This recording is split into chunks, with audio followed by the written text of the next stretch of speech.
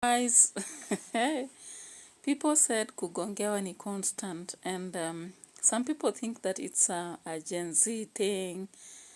Some of them relate to millennials. Some of them want to relate to the modern ladies and all that. I'm telling you, life. And unfortunately now when we dig deep into lives of other people, we may realize otherwise. By the way, I heard from my father and mother that previously in the society, when a man was not bearing, the brother could help to bear kids. Hiyo si kugongewa, kwani kugongewa ni lazima kuwe external.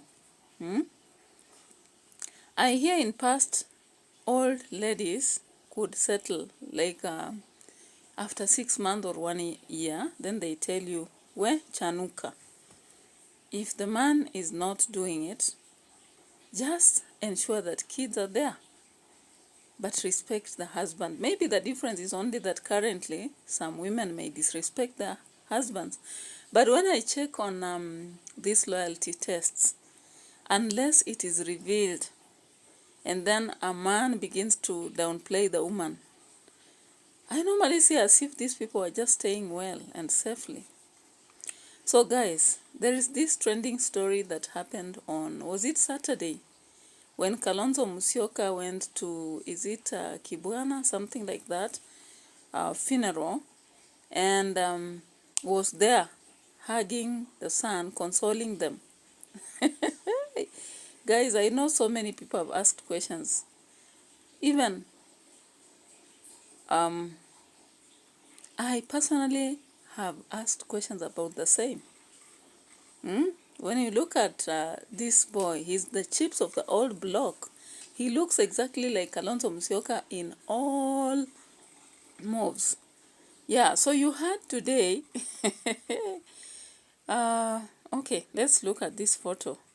I know sometimes I don't want to put them because of YouTube talking about reused content, because it has been posted all over. But what can I do? I just have to put it there. Yeah, so guys, let's see this. So you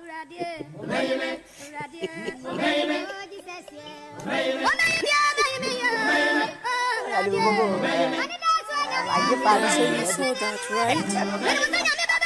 Who would dare challenge the first person who noticed this sparkling similarity? Can anyone challenge whoever began to spread this information about similarity in the two? In fact, when you look at the comment section, some people are like, oh, this is exact. I don't even know who Kalonzo is. Someone like, hey, kwani kugongewa kulianza kitambo? Someone like her, consoling him and telling him, your father is alive, don't worry. Kenyans, hey? If you don't want to die early, go to social media in Kenya, and you will have a reason to smile, even if you are distressed at work, in a family, or elsewhere. Yeah, so I was just sitting and checking the social media, and then this popped up, and I was like, oh my God, so is this happening? So guys, some of you may be laughing at this story, but you may not be the children of your fathers. Or maybe some fathers who are laughing at this story, you might not be the father of your kids.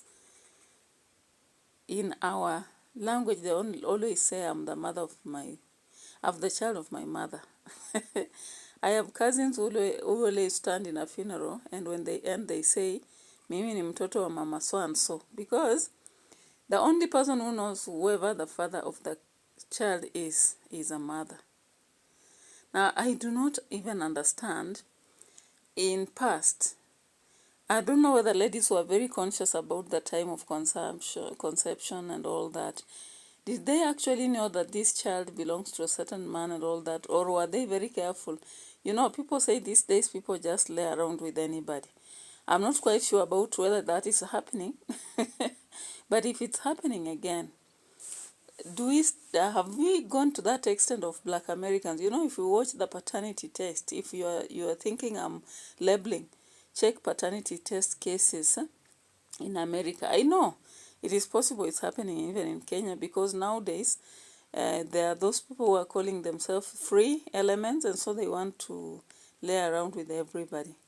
Anybody, of course, who approaches them, they go clubbing, and everything just goes around. Anyway, what I'm asking in this situation is, did our mothers, our aunts in those years, like find it easy to just lay around with anybody? And if they are that sort, could they then know who the father is? Because, of course, this saying that we say in our native, society, that mama ndiye anajua baba ni nani.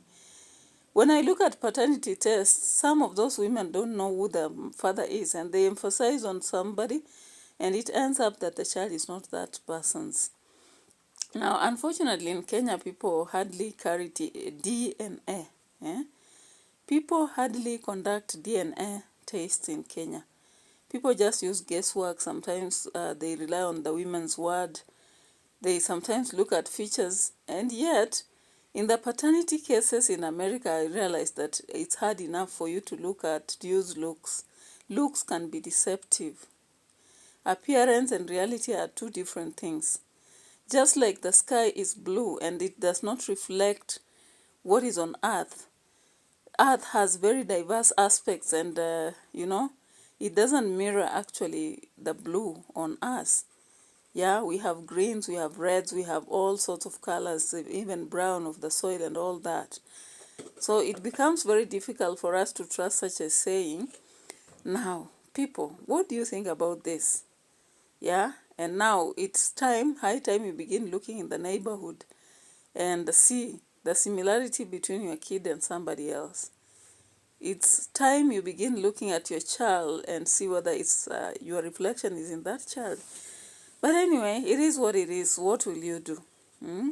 If you don't know about it, forget about it. And they say, if you know, you know. You remember the other day somebody coming up and claiming that they're the child of Obina. And you look at this young boy, he's very, at his age, he can't be the son of Obina. Anyway, these are the dramas we find in Kenya. Every day we wake up. Yeah, something to make us laugh. Yeah. So guys, bye-bye for now, and let's get connected and watch more.